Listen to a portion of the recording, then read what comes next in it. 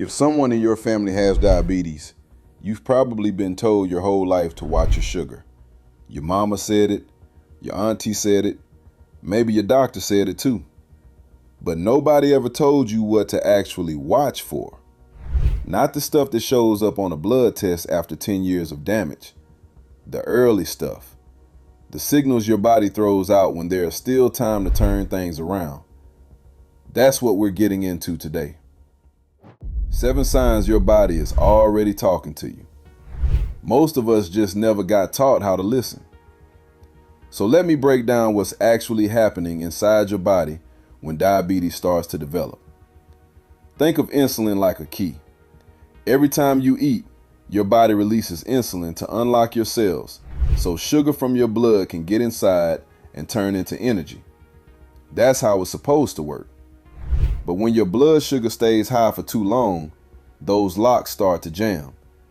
Your body makes more and more keys, but the doors won't open. So that sugar just sits in your bloodstream. And over time, it starts doing damage to your nerves, your blood vessels, your eyes, your kidneys, all while you feel fine. Now here's why this conversation matters for you specifically. CDC numbers show that 12.1% of Black Americans have diabetes, compared to 7.4% of white Americans. To put that plainly, if you're sitting in a room with 10 people who look like you, at least one of them has it, and a few more are on their way there without knowing. And it's not because something is wrong with you. It's the food environments in your neighborhood. It's the generational patterns nobody questioned. It's the fact that a lot of you were raised to push through. You didn't complain. You didn't call in sick. You handled it. That toughness got you through a lot. But it also kept some of you from paying attention to what your body was trying to say. And here's the part that should stop you in your tracks. Research out of Ayazawa Hospital in Japan tracked over 27,000 adults and found that warning signs for diabetes show up in your body as early as 10 years before you ever get a diagnosis. Right now, over 115 million Americans are walking around with prediabetes. Most of them have no idea. So what does that look like in your actual life? What does your body do when it's trying to warn you? That's exactly what these 7 signals are. The first signal is one you've probably been dismissing for years. You're getting up 2, 3 times a night to use the bathroom. And you told yourself it's your prostate, or it's because you drank water too late, or it's just what happens when you get older. But here's what might actually be going on. When your blood sugar stays above a certain level, your kidneys can't hold on to all that extra glucose. So they flush it out through your urine. And when glucose leaves, it pulls water with it. That's why you're going more often. That's also why you're thirsty all the time. You drink more, you go more. Your body gets stuck in a loop. Now, if this happens once in a while, that's probably nothing. But if you're up every single night, multiple times, and you're reaching for water throughout the day more than you used to, that's your body working overtime to get rid of sugar it can't process. And if you're dealing with that, and you've noticed that small cuts or scrapes are taking longer to heal than they used to, that's not a coincidence. Maybe you nicked yourself shaving, and it's been a week and a half. Or you bumped your shin getting out of the car, and that bruise just won't go away. Used to be your body handled that in a few days. Now, it's like your skin forgot how to do its job. That's not age. That's your blood sugar messing with the small blood that carry healing blood to your skin. When those vessels are damaged, your body can't send enough help to the wound. The National Institutes of Health published a study showing that high blood sugar stops your body from pulling in the immune cells it needs to close a wound properly. So it's not that you're healing slow. Your body literally doesn't have the tools to finish. And I'm going to keep it real with you here because this part matters. The Dartmouth Atlas Project found that Black Americans with diabetes are 3 times more likely to lose a limb than other groups. That doesn't start with something big. It starts with a small cut on the foot that nobody paid attention to. A sore that just never went away. So if your skin is taking longer to bounce back, pay attention to that. Now, this next signal is the one that catches people off guard the most. It's been hiding in plain sight on a lot of people's bodies for years. You know that dark patch on the back of your neck? The one that's a little thicker than the rest of your skin? Maybe you noticed it in the mirror one day or somebody pointed it out, and you figured it was from your chain rubbing or your collar or just dry skin that won't come off no matter how much you scrub. It's not dry skin, and scrubbing won't fix it. What you're looking at is your body responding to too much insulin in your blood.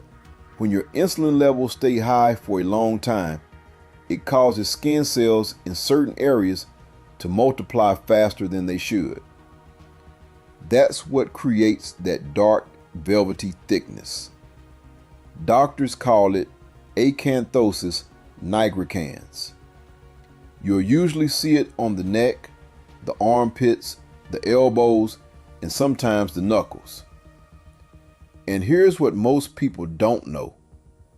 This shows up in about 13% of Black Americans. In white Americans, it's less than 1%. A U.S. cross-sectional study found that people with these patches were twice as likely to have type 2 diabetes. But because it shows up on darker skin, a lot of people never connect it to their health. Even some doctors miss it. They see it and call it a cosmetic thing. It's not. It's a signal, a visible one, sitting right there on your body. So run your fingers across the back of your neck, your underarms, your elbows. If the skin feels thicker compared to the area around it, that's worth getting your insulin levels checked. And if you've been dealing with that and your eyesight has been acting funny lately, blurry one day and fine the next, that's not a coincidence either. Maybe your vision gets fuzzy after a meal, or things go a little blurry in the afternoon and by evening you can see fine again. You cleaned your glasses. You figured you need a new prescription, but new glasses didn't fix it because it keeps going in and out. Here's what's happening. When your blood sugar spikes, it pulls extra fluid into the lens of your eye. That makes the lens swell and change shape so things go out of focus. Johns Hopkins confirms that this kind of blurriness comes and goes with your blood sugar, and it can start as early as the pre-diabetes stage, before you've ever been diagnosed with anything. If your vision keeps shifting, especially after meals, that's worth paying attention to. But stay with me, because this next signal is one a lot of people feel every single night and never think twice about. That tingling in your toes at night. Your feet feeling like they fell asleep and just won't wake up all the way, especially when you're walking barefoot, is not due to aging. That's nerve damage. When blood sugar stays high, the glucose starts binding to your nerve proteins and damages the small blood vessels that keep those nerves alive. Your nerves stop getting oxygen. And this can start during pre-diabetes, years before anyone tells you anything is wrong. Now, if you're already on metformin and this is happening, there's something else you need to know. The Diabetes Prevention Program study found that long-term metformin use drains your vitamin B12, and low B12 causes the exact same tingling and numbness as nerve damage from diabetes. One blood test can tell you which one it is. Ask your doctor to check it. This next signal is the one that gets dismissed more than any other. And that's exactly what makes it so dangerous. You eat lunch, nothing crazy, a regular meal, and by 2 o'clock, you're done. Like somebody reached behind you and pulled the plug. Your eyes are heavy, your brain is foggy, and you tell yourself you just need to rest for a minute. Now, after Sunday dinner, after that plate of mac and cheese, the sweet tea, the cobbler, everybody might need to sit down for a bit. That's one thing. But if this is happening on a Tuesday after a regular lunch, that's different. When your cells stop responding to insulin properly, your body overproduces it to compensate. That flood of insulin crashes your blood sugar right after a meal. Clinicians call it one of the earliest warning signs of prediabetes. Your body is burning through everything it has just trying to manage the sugar, and you feel the cost by 2 p.m. Now there's one more signal, and this one confuses people because it can go in 2 completely different directions. Your pants are getting tighter around the waist, and you haven't changed a thing about how you eat. Or the opposite, you're losing weight and you don't know why. Same meals, same routine, but the scale is telling a different story. Both directions point to the same problem. If you're gaining, especially around the belly, that's excess insulin doing what it does. Insulin is a storage hormone. The more your body pumps out, the more fat it holds on to.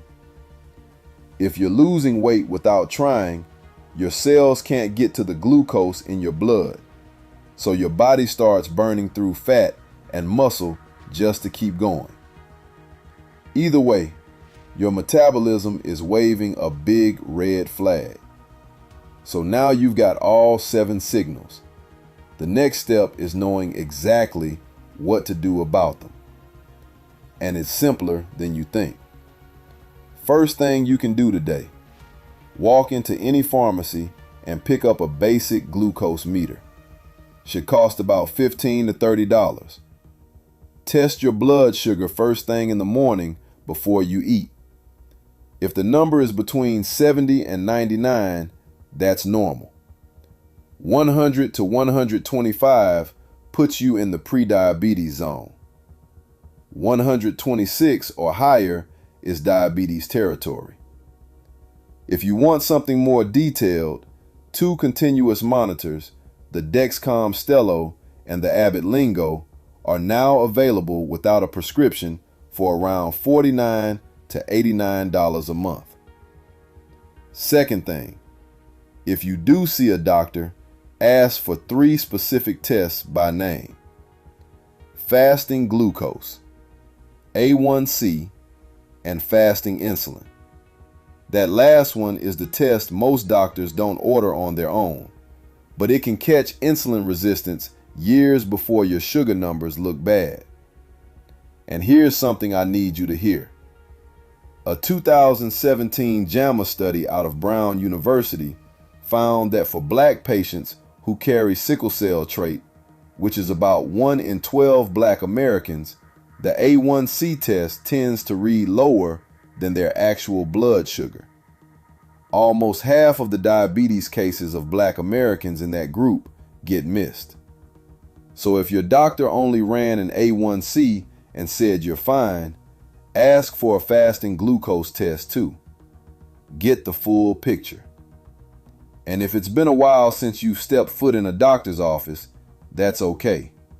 You have your reasons, and those reasons are valid. But now you can walk in there knowing exactly what to ask for. That changes the whole conversation. I'm not telling you to stop eating what your wife cooks for you. I'm telling you what to watch for so you can enjoy that plate and still be around for the people who need you here.